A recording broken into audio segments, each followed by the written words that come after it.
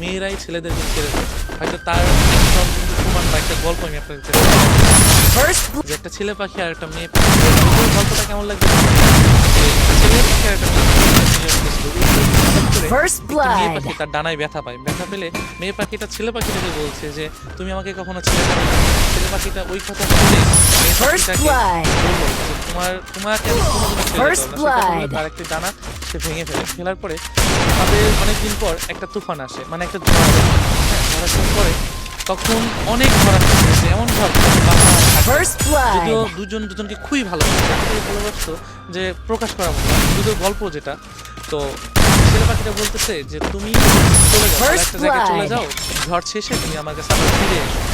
তো মেয়ে পাখিটা কি করলো, যে চলে গেল। চলে First যাওয়ার পর blood. তো অনেক ঝড় আসার পরে তখন ছেলে পাখিটা ওই ঝড়ে মারা গেল। মারা যাওয়ার পর তো ঝড় শেষে মেয়ে পাখিতে First দেখছে blood. যে নিচে লেখা যে তুমি যদি একটিবার বলতে যে আমি তোমাকে ছেড়ে কখনো যাব না, তবে First আমি এই blood. ঝড়টাকে যত পারবো